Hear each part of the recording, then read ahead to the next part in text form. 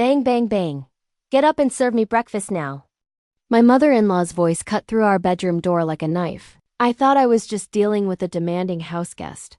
I had no idea she was about to push me too far. And what I would discover about her would change everything. What happened next at that breakfast table made her face go white. And she finally got served something she couldn't swallow. Let me start from the beginning. But before I start, tell me in the comments where you're watching this story from. I love seeing all the places my stories reach. My name is Lauren Blake and I'm a graphic designer in Austin, Texas. When I married Matthew 2 years ago, I thought I was getting a loving husband and a supportive family. Boy, I was wrong. Matthew owns a software company that does really well. Like, really well. But from day one, I noticed something weird about his family. They only called when they needed money. His mom, Patricia, would suddenly remember she missed her son right when her car payment was due. His brother Travis would show up with sob stories about rent. His sister Courtney always had some emergency that required exactly the amount Matthew had just earned from a big client. But here's the thing that broke my heart. When Matthew didn't have money to give, they barely talked to him. No birthday calls. No holiday visits, nothing. He was just their personal ATM machine. Matthew saw it too. He's not stupid. But he kept paying because that's what good sons do, right? Wrong. After we got married, I gently suggested maybe we should focus on our own life first. We need to save for our future. I told him one night as we looked at our budget. Maybe you could help them less and help us more. He agreed. Slowly, the monthly payments got smaller. And that's when Patricia lost her mind. Suddenly, I was the villain. The controlling wife who was turning her precious son against his family. She convinced everyone I was manipulating Matthew, poisoning him against them. The family group chat was probably on fire with complaints about me, though they were smart enough not to include me in it. Then Patricia announced she was coming to stay with us for a few months. Because she missed her son so much, I knew it was a trap. She wanted to make my life so miserable that I'd leave Matthew and she could get her money machine back. The torture started on day one. Bang, bang, bang, Lauren. Get up! Where's my breakfast? It was 6 a.m. Patricia was pounding on our bedroom door like the house was on fire. Matthew groaned and rolled over. He had worked until 2 a.m. on a big project. Mom, we'll be up soon, he called out. I don't want to wait. I'm hungry now. Lauren needs to learn how to take care of family. I dragged myself out of bed and stumbled to the kitchen. Patricia sat at our dining table like a queen waiting for her servant. She had this smug smile that made my skin crawl. I want scrambled eggs, crispy bacon, fresh orange juice, and toast with real butter, she announced. Not that fake stuff you probably use. I cooked everything perfectly. But when I set the plate down, she pushed it away. These eggs are too dry. The bacon is burnt. This juice tastes cheap. Can't you do anything right? My hands shook as I started over. This time she complained the eggs were too wet and the bacon wasn't crispy enough. This went on for 2 weeks. Every morning, she'd wake me up early with impossible demands. Every meal I cooked was wrong. Every cleaning job I did wasn't good enough. She treated me like hired help in my own home. Matthew tried to defend me, but Patricia was clever. She only acted sweet when he was around. Oh, Lauren is such a good cook, she'd say with a fake smile. We're just having fun in the kitchen, aren't we, dear? I started to crack. I barely slept. I walked on eggshells all day. Patricia was winning, and she knew it. But then something inside me snapped. If she wanted to play games, I could play games too. I started going through old bank statements and credit card bills. Matthew had given me access to everything when we got married. So it was all legal. What I found made my blood boil. Patricia hadn't just been getting monthly allowances. She had been taking money without asking, lots of money. There were unauthorized transfers to her personal account, credit card charges for expensive jewelry and vacations that Matthew never approved. She had even used his credit to make down payments on property that was only in her name. Travis wasn't just borrowing rent money. He was buying expensive cars and charging them to Matthew's business account as company vehicles. Courtney's emergencies were actually shopping sprees at luxury stores. Jason was using Matthew's money to throw parties and impress his friends. For 5 years, they had been bleeding Matthew dry. The worst part? They had set up automatic transfers so he barely noticed the money disappearing. They were stealing from him right under his nose. I spent 3 days documenting everything: bank records, credit reports, property records. I printed it all. Then I called Alexandra Reed, the best lawyer in Austin. "This is financial fraud," she told me after reviewing everything. "Your husband could press charges if he wanted to." "What about the property they bought with his money?" I asked. "If we can prove they used his funds without permission, we can get it back. I'll start the paperwork to protect his assets immediately." That night, I told Matthew everything.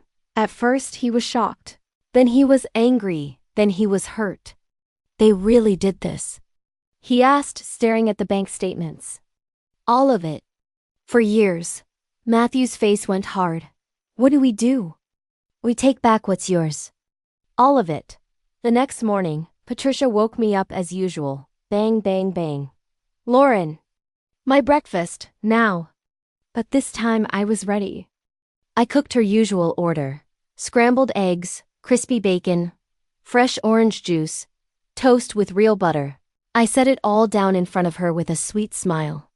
"Here you go, Patricia. I hope you enjoy it." She poked at the eggs with her fork. "These look acceptable, I suppose." Then I placed an envelope next to her plate. "Oh, what's this?" she asked, still cutting her bacon. "Just some papers you might find interesting." Patricia opened the envelope while taking a bite of toast. Her face went from smug to confused to terrified in about 3 seconds. The toast fell out of her mouth. Inside were copies of every illegal transfer, every unauthorized purchase, every piece of property bought with Matthew's money. Also included was a legal notice that all assets were being transferred back to Matthew's name immediately. Patricia's face turned white as paper. She tried to swallow but started choking instead. "What is this?" she gasped. "It's called consequences," I said calmly. "You're lying. You made this up." "Matthew would never what? Never find out you've been stealing from him for years?" That's when Matthew walked into the kitchen. He'd been listening from the hallway. "Good morning, Mom," he said, his voice cold as ice. "How's breakfast?" Patricia's hands were shaking as she held the papers. "Matthew, honey, this is all a misunderstanding. This woman is trying to turn you against your family. By showing me bank statements. By proving you stole from me." "I never stole anything. You gave us that money." Matthew sat down across from her. "I gave you allowances, Mom. I never gave you permission to take whatever you wanted from my accounts. I never said you could buy property with my money and put it only in your name." Patricia started crying fake tears. "We're family." "What's yours is ours. That's how families work." "No, Mom. That's how thieves work." Just then, her phone started ringing. It was Travis. "Patricia? I just got some legal papers in the mail. They're saying I have to give back the car." "What's going on?" You could hear the panic in his voice through the phone. Patricia's face crumbled. She realized all her children were getting the same papers at the same time. "I have to go," she whispered. "Actually, you don't," Matthew said. "We need to talk first." That's when the real show started. One by one, Matthew's siblings came rushing to our apartment. Travis arrived first, waving legal papers and shouting, "What is this garbage, Matthew? You're trying to take my car. The car you bought with my money without asking. You said I could use your business account." "I said you could borrow money for rent, not buy a BMW. Courtney showed up next, mascara running down her face. "Matthew, please. I'll pay you back. Don't take my condo. The condo you bought using my credit." Without telling me. Jason was the last to arrive. He looked scared. "Dude, this is messed up. We're family. Family doesn't steal from each other." "Jason." All 4 of them surrounded Matthew, talking at once. Patricia was crying real tears now. Travis was making threats. Courtney was begging. Jason was trying to act like nothing serious had happened. But Matthew just stood there, calm as a rock. "I'm done," he said quietly. Everyone stopped talking. For 5 years, You've all treated me like your personal bank. When you needed money, I was your favorite son and brother. When you didn't, I barely heard from you. That's not true. Patricia sobbed. Mom, when was the last time you called me just to see how I was doing? Not to ask for money, just to talk. Silence. When was the last time any of you remembered my birthday without Lauren reminding you? More silence. When was the last time you asked about my business, my dreams, my life, without it being connected to what I could give you? Patricia tried to speak, but nothing came out. Matthew walked over to me and took my hand. Lauren saw what you were doing to me. She could have ignored it to keep the peace. Instead, she showed me the truth. She protected me when my own family was stealing from me. He squeezed my hand. You want to know what's really sick? You tried to drive her away because she was helping me see clearly.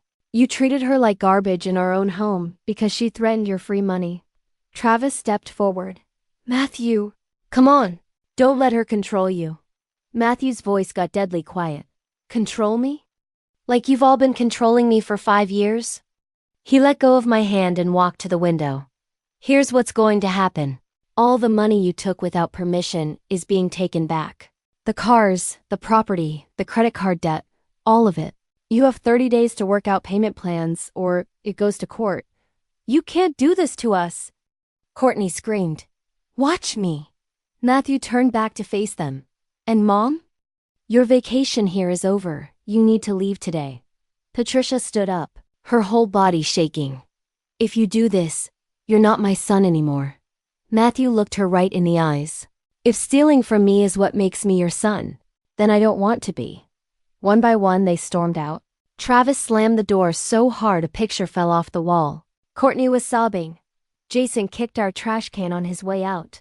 Patricia was the last to leave. At the door, she turned back. This isn't over. Yes, it is, Matthew said. It's been over for a long time. I just finally woke up. After they left, Matthew and I sat on our couch in complete silence. The apartment felt different, lighter somehow. Are you okay? I asked. He thought for a long moment. I think I'm free. That was 6 months ago. We got back almost everything they stole. I think I'm free. That was 6 months ago. We got back almost everything they stole. The property sales covered most of the missing money. Travis had to give back the BMW and get a regular job. Courtney moved back in with Patricia. Jason finally grew up and started paying his own bills. Patricia tried calling once a week at first, then once a month, then not at all. She told other family members I brainwashed Matthew, but the bank statements don't lie. Matthew's business is doing better than ever. We're saving money for the first time in years, but the best part? Matthew is happy. Really happy. He's not stressed about money all the time. He's not walking on eggshells around his family. He's not carrying the weight of everyone else's problems. The days following the big confrontation were strange. Our apartment felt so quiet after months of Patricia's constant complaints and demands. I kept waiting for someone to start pounding on the door or for my phone to ring with angry voices, but it was just peaceful. Matthew went back to work with a new energy I hadn't seen in years. He started coming home excited about his projects, instead of worried about who needed money next. We had actual conversations about our dreams, our future, our plans for the first time since I'd known him. He wasn't distracted by family drama. About a week later, we got a call from Alexandra, our lawyer. She had updates on the asset recovery. The good news is we've frozen all the accounts, she told us. Travis's car has been repossessed. The property transfers are being reversed. But there's more. More? I asked. I did some digging into Patricia's finances. She owes money to a lot of people. Credit cards, personal loans, even some gambling debts. She's been using Matthew's money to pay minimum payments on everything. Matthew's face went pale. How much does she owe? Close to $60,000, and that's just what I can find. We sat in silence for a moment. His mother hadn't just been stealing from him. She'd been using his money to cover up her own financial disasters. What happens now? Matthew asked. That's up to you. You could press criminal charges. You could let the civil recovery handle it. Or you could try to work something out privately. That night, Matthew and I talked for hours. Part of him still felt guilty. These were still his family members, no matter what they'd done. What if they really needed the money? He asked, what if I was being selfish by not helping more? I showed him the bank statements again, the designer purses Courtney had bought, the expensive restaurant bills Travis had charged, the party supplies Jason had purchased, the casino withdrawals from Patricia's account. This wasn't need, Matthew. This was greed. The next few weeks brought more revelations. We discovered Patricia had been telling other family members that Matthew was being cheap and controlled by his wife. She'd been borrowing money from his aunts and uncles, promising them that Matthew would pay them back. His Uncle Dave called one afternoon. Matthew, your mom said you'd cover the loan I gave her last month, $2,000 for her car repairs? Matthew's jaw tightened. Uncle Dave, I never agreed to that. Mom didn't ask me about any car repairs. But she said you always help with these things. Not anymore. Uncle Dave, I'm sorry she put you in this position, but I'm not responsible for her debts. After he hung up, Matthew looked exhausted. How many people did she lie to? He asked. Over the next month, we got calls from 6 different relatives. Patricia had borrowed money from all of them, promising that Matthew would pay it back. She'd used his name and reputation to get loans she never intended to repay. Each call was harder than the last. These were people Matthew had known his whole life. Good people who trusted Patricia because she was his mother. Now they were out thousands of dollars because of her lies. I feel like I should pay them back, Matthew said after Uncle Dave's wife called in tears. With what money? I asked. The money you've already given to your family over the years could have bought us a house. How much more are you supposed to sacrifice? But I could see the guilt eating at him. So I came up with a plan. What if we offered to help them get their money back from Patricia directly? We could share our lawyer's information, help them file claims against her. Matthew's face lit up. You do that? We'd do that together. We spent the next weekend making phone calls. Every relative who'd been scammed by Patricia got Alexandra's contact information and an offer to join our lawsuit. Most of them were grateful. A few were angry at Matthew for letting this happen. But we could live with that. By the end of the month, Patricia was facing legal action from 9 different family members. The house she'd bought with Matthew's money was being sold to pay back debts. Her car was repossessed. Her credit cards were canceled. Travis had to sell his BMW and get a job at a gas station. Courtney moved back into Patricia's house, which was now in foreclosure. Jason borrowed money from friends to avoid having his apartment lease canceled. I should have felt bad for them. But every time I started to feel guilty. I remembered Patricia screaming at me to make her breakfast. I remembered the way she treated me like hired help in my own home. I remembered the years of money Matthew had given freely, only to be treated like a walking wallet.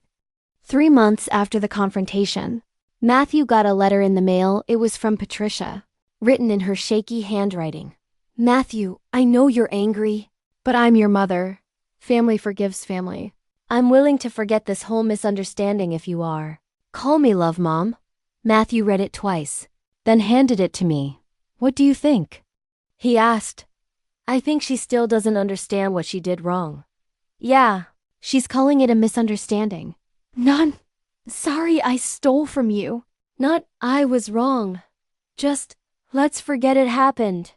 Matthew took the letter back and stared at it for a long time. Then he walked to the kitchen and dropped it in the trash can. I'm done, he said. Really done this time. That evening, we had dinner with Matthew's cousin Emma, the one family member who had never asked for money. She brought her fiancé, Marcus, and we had the most normal family dinner I'd experienced since marrying Matthew.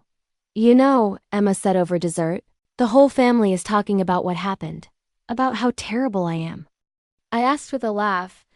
Actually, no, most of them are saying it's about time. Patricia has been pulling this stuff for years, even before you came along. She borrowed money from my parents when I was in college. Never paid it back. Marcus nodded. My family has relatives like that. People who think being family means everyone else owes them something. The difference is, Emma continued, Matthew always had money to give, so she kept taking. If he'd been broke, she probably would have moved on to someone else. That hit me hard. Patricia didn't love Matthew more than his siblings. She just saw him as the most profitable target. I'm proud of you guys, Emma said. It takes guts to stand up to family. Walking home that night, Matthew took my hand. Thank you, he said quietly. For what? For seeing what I couldn't see, for protecting me when I was too guilty to protect myself, for not letting them destroy us. You don't need to thank me for that. That's what wives do. Not all wives. Some wives would have just complained and dealt with it. You actually did something about it. 6 months later, we were house hunting. Real house hunting with our own money for our own future. We found a beautiful place in a quiet neighborhood with a big backyard and room for the family we wanted to start. The day we signed the papers, Matthew's phone rang. It was Travis. Matthew, I need help. Mom's in the hospital. She had a heart attack. My blood ran cold. Despite everything, I didn't want Patricia to be seriously hurt. Is she okay? Matthew asked. She's stable, but the hospital bills. We can't afford them. She doesn't have insurance. Can you help? Matthew looked at me. I squeezed his hand. Travis, I'm sorry Mom is sick. I hope she gets better. But I can't pay her medical bills. But you're her son. And you're her son too. So is Jason. She has 3 children, not just one. But we don't have money like you do. Then maybe it's time you all figured out how to make some. Matthew hung up and turned off his phone. How do you feel? I asked. Scared, sad, but free.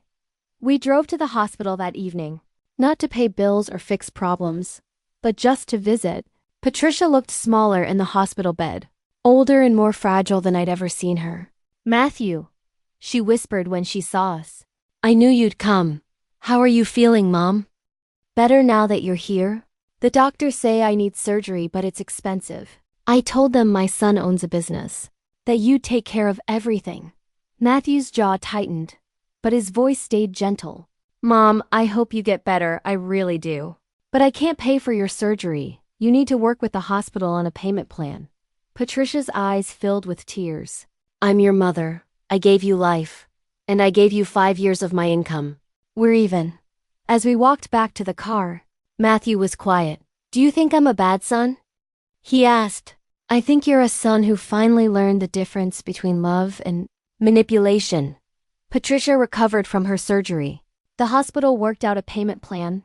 Travis, Courtney, and Jason all had to get jobs to help with the bills for the first time in their lives. They had to face the consequences of their spending without Matthew bailing them out. Last week, Matthew's cousin Emma called with news. She'd gotten married and wanted to congratulate us on our new house. During the conversation, she mentioned that Patricia had been telling people she was proud of Matthew for becoming so successful. No mention of the money. No acknowledgement of what she'd done, just pride in his success. As if she'd supported him all along. Some people never change, Emma said. But at least you changed your situation. That night, Matthew and I sat on our new back porch, watching the sunset. Our house was quiet and peaceful. No one was demanding anything from us. No one was treating us like walking wallets. No one was making us feel guilty for wanting our own life. Do you ever regret it? Matthew asked, standing up to them. I thought about Patricia screaming for breakfast. I thought about the years of stolen money. I thought about the way they'd treated Matthew like an ATM machine instead of a person. The only thing I regret, I said, is not doing it sooner. Sometimes I think about that morning when Patricia demanded breakfast and I served her those papers instead.